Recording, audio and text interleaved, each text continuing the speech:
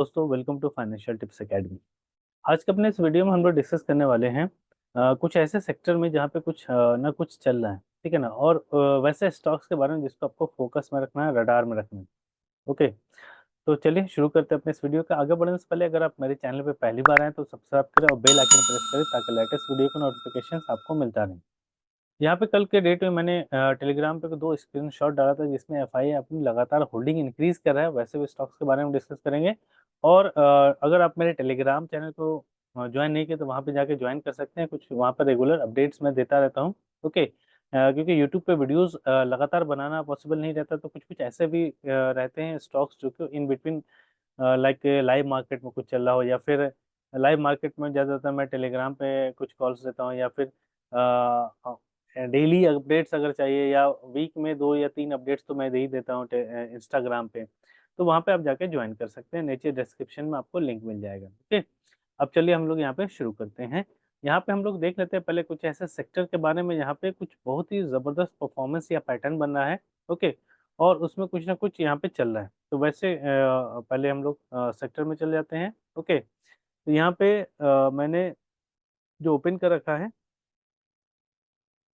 वो यहाँ पे आप देख सकते हैं। निफ्टी का ऑयल एंड गैस का है यहाँ पे, देन निफ्टी रियल्टी है, देन निफ्टी इंफ्रा है।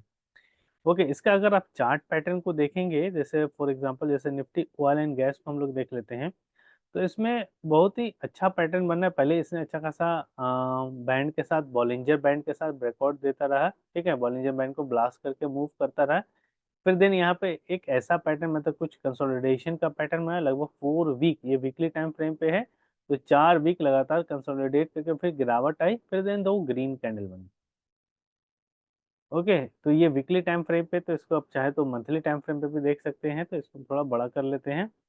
तो ये मंथली टाइम फ्रेम पे अब अगर आप देखेंगे तो यहाँ पे आपको देखने को मिलेगा कि ये जो बैंड के बाहर चला गया था, बॉलिंजर बैंड के बाहर, तो इसको जस्ट ये टच करके फिर देन बाउंस हुआ है।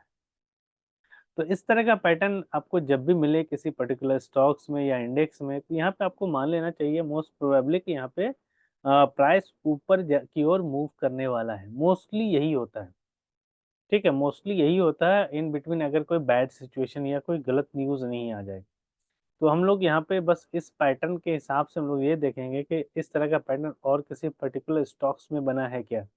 उस पर्टिकुलर स्टॉक्स को हम लोग एनालाइज करेंगे। और सिमिलरली इसी तरह का पैटर्न जो आपका बना है, निफ्टी रियलिटी में बना है, निफ्टी इंफ्रा में बना है ना, ये बस 20 SMA पे आया और देन बाउंस कर गया वीकली टाइम फ्रेम पे। इसने ज़्यादा दिन तक कंसोलिडेट नहीं किया जैसे ऑयल एंड गैस सेक्टर में हुआ था, ठीक है। तो इसने दो ही कैंडल बनाए, 20 SMA पे आया, देन बाउंस कर गया।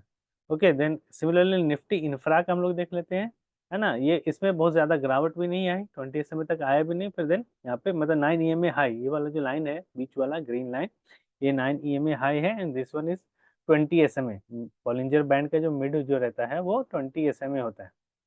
वो ये 9 EMA हाई को टच किया, फिर देन यहाँ से बाउंस कर गया, ठीक है। तो इसमें आपको कुछ ऐसे स्टॉक्स को ढूंढना है जो कि इसमें आज बहुत अच्छा परफॉर्म कर रहे हैं। ओके, तो यहाँ पे हम लोग पहले देख लेते हैं कुछ ऐसे स्टॉक्स जो कि ऑयल एंड गैस से भी रिलेटेड हो, एंड देन निफ्टी रियल्टी से भी हो, एंड निफ्टी इंफ्रा से भी। ओके, तो यहाँ पे सबसे पहले हम जो स्टॉक ला रहे हैं दैट इज ओएनजीसी। ओएनजीसी का भी चार्ट देखें, लगभग सेम पैटर्न बना है जैसे आपका इंफ्रा इंफ्रा या फिर उस रियल्टी में हमने देखा था।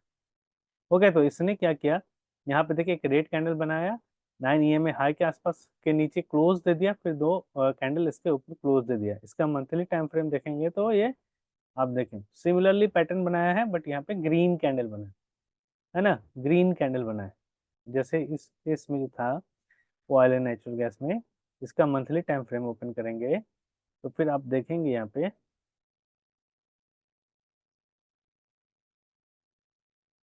है ना, यहाँ पे रेड कैंडल बना है, बट ओएनजीसी ने यहाँ पे ग्रीन कैंडल बना, तो ये अभी अभी बुलिश है, ठीक है। और एटीएच के जस्ट थोड़ा नीचे है, अभी ऑल टाइम हाई जो इसका है लगभग 309 के आसपास का है, ठीक है ना। यहाँ पे एक रेजिस्टेंस लेगा, मोस्ट प्रोबेबली ले भी सकता है। ओके, यहाँ पे जाने के बाद एक बार हो सकता है रजिस्ट करे, तो वहाँ पे अगर हमें कहीं सेल कैंडिडेट मिलता है किसी भी टाइम फ्रेम पे सेलिंग का अगर हमें अपॉर्चुनिटी मिलता है वहाँ पे एक बार प्रॉफिट बुक करेंगे। ओके, और उसके बाद एक बार निकलने की कोशिश करेंगे। तो आपको खुद से भी एनालिसिस करना है, इसको हर एक टाइम फ्रेम पे एनालाइज करना है, वीकली पे देख लेना है, वीकली के बाद फिर डेली में देखना है, डेली में भी बाय आया कि नहीं आया, है ना। डेली में अभी ये जस्ट बाय दे रहा है, जब तक एक दो कैंडल मतलब ये 20 SMA 9 EMA हाई एक साथ क्रॉस करता है तो आपको मैंने वीडियोज में भी बता रखा हूँ कि ये जैसे क्रॉस करके दो कैंडल क्लोज होना चाहिए, एक और दो, है ना, दूसरा रिटेस्ट करे तो यहाँ पे पकड़ना है आपको। जैसे एक दो, तो तीसरे पकड़ना था, यहाँ पे जैसे नीचे आके ऊपर गया, फिर देन यहाँ नीचे आ गया। ठीक है, तो यहाँ पे आपको एक दो कैंडल बनने देना है, इसके ऊपर 20 SMA के ऊपर दो कैंडल क्लोज हो तभी से पकड़ना है। ठीक है, तो इसको खुद से भी पहले एनालाइज कर लीजिएगा, उसके बाद ही आपको यहाँ पे एंट्री बनानी है। ठीक है, तो यहाँ पे जो भी हम बता रहे हैं स्टडी पॉइंट ऑफ व्यू से क्या क्या चीज़ें हम देखते हैं किसी पर्टिकुलर स्टॉक्स में, कोई अगर ऊपर जाके गिर गया हो, बहुत ज़्यादा करेक्शन उसमें आने की संभावना नहीं हो, तभी भी हम उसे स्टॉक्स को पकड़ते हैं। तो ONGC हो गया पहला, ठीक है ना। और दूसरा है दैट इज जो रियल्टी सेक्टर से होगा वो है लोधा माइक्रोटेक डेवलपर।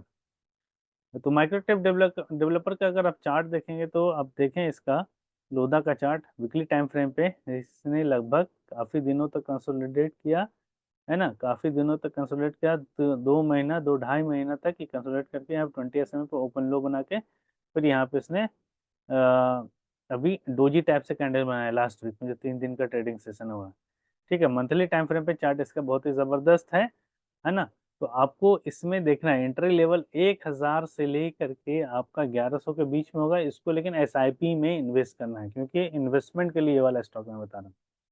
SIP में इन्वेस्ट करना है और इसके नीचे क्लोज, मतलब ये जो कैंडल का लो है 974, इसके नीचे दो क्लोज अगर होता है तो हमारा एक बार एग्जिट बन जाएगा। ठीक है, इसके नीचे मंथली टाइम फ्रेम पे दो क्लोज होता है तो हमारा एग्जिट बन जाएगा। ठीक है, इन्वेस्टमेंट वाले में एक्चुअली हम लोग SL लेके चलते नहीं हैं और इसमें SIP में इन्वेस्ट करते हैं ताकि हमारा जो एवरेज बाइंग प्राइस है वो सही आ जाए। ठीक है, अब चलिए इसका थोड़ा हम लोग फंडामेंटल देख लेते हैं। इसका ROC 8.76 है, ROE 10.1% है एंड ROIC 9.73% है। प्रमोटर होल्डिंग आपका 72.7% है। ओके, क्वार्टर रिजल्ट इसका बहुत ही ज़बरदस्त आया है, सेल्स लगातार इंक्रीज कर रहा है। ठीक है, सेल्स लगातार इंक्रीज कर रहा है, ऑपरेटिंग प्रॉफिट भी लगातार इंक्रीज कर रहा है। ईयर ऑन ईयर अगर हम देखेंगे तो यहाँ पे इसका सेल्स जो है लगातार इंक्रीजिंग वे में इंक्रीज कर रहा है। ओके, मार्च 2021 में घट गया था, कोविड के बाद वाला जो पीरियड है, फिर देन उसके बाद लगातार इंक्रीज करना शुरू हो गया।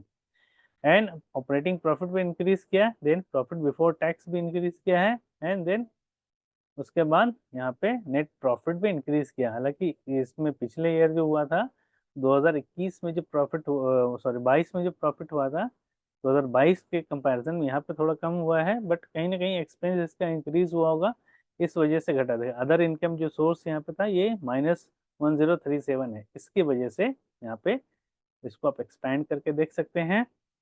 एक्सेप्शनल आइटम जो है यहाँ पे इसको नेगेटिव, मतलब कि वहाँ पे हो सकता है कुछ इसमें यहाँ पे एक्सेप्शनल आइटम में एक्सपेंडिचर बढ़ गया होगा, इस वजह से यहाँ पे नेट प्रॉफिट डिक्रीज हुआ है। बट इसमें अगर आप देखेंगे कैश फ्लो, तो कैश फ्लो बहुत ज़बरदस्त है इसका। ठीक है, 250 नेट कैश फ्लो जो है 250 सीधे 834 हो गया। तो इस तरह का पैटर्न आपको कभी मिले, कैश फ्लो पिछले वाले से डबल हो जाए या ट्रिपल हो जाए या 4 गुना के आसपास हो जाए, तो आप समझ ले वहाँ उस कंपनी में कुछ ना कुछ चल रहा है। मोस्ट चांसेस है यहाँ पे आपको स्टॉक प्राइस अच्छा खासा 2 गुना 3 गुना हो जाए। फिर साथ में अगर आप देखेंगे इसकी प्रमोटर होल्डिंग, यहाँ से जब से IPO आया था उसके बाद से यहाँ से देख लें मार्च 2023, क्योंकि ये जो लिस्टिंग हुई थी इसका आप देख लें, ये है आपका अप्रैल 2021 का है ना, तो अप्रैल 2021 के, अच्छा यहाँ से ही देख लेते हैं।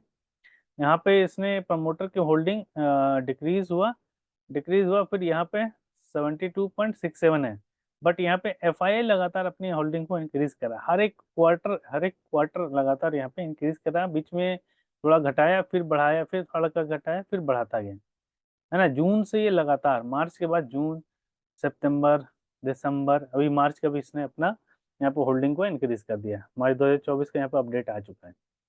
ठीक है, तो यहाँ पे देख सकते हैं इसने अपना लगातार को होल्डिंग इंक्रीज किया है। एंड DII ने भी अपने यहाँ पे होल्डिंग थोड़ा सा घटाया, बट यहाँ पे मार्च में इसने बढ़ा लिया है। ओके, और पब्लिक जिसमें कम हो, हम अक्सर देखते हैं पब्लिक जहाँ बिल्कुल नेग्लिजिबल हो, वैसे स्टॉक्स में हम यहाँ पे इन्वेस्ट करना पसंद करते हैं, पब्लिक को पता ही नहीं हो। ठीक है, तो पब्लिक जहाँ कम हो, आपको भी यही चीज देखना है, पब्लिक जो है रिटेल इन्वेस्टर कम होना चाहिए पार्टिसिपेशन। FIDI बढ़ा रहे हैं, लगातार इंक्रीज कर रहे हैं, तो उसमें कुछ ना कुछ उस सेक्टर में चल रहा है, ओवरऑल सेक्टर में चल रहा है। ठीक है, तो यहाँ पे आप देख सकते हैं। ओके, और इसको खुद से भी पहले एनालिसिस करेंगे, देन ही आपको यहाँ पे एंट्री बनानी है। ठीक है, तो ये लोधा का स्टॉक मुझे अच्छा लग रहा है, माइक्रो डेवलपर का, तो आप इसका चार्ट पैटर्न भी मुझे अच्छा लग रहा है, इसलिए मैंने इस पर्टिकुलर स्टॉक्स को डिस्कस किया। ओके, ऑयल एंड गैस से ONGC को डिस्कस किया है ना। और सिमिलरली इंफ्रा से भी आप देख सकते हैं, इंफ्रा में जो आपको अच्छे स्टॉक्स लगते हो तो उसको भी आप देख सकते हैं।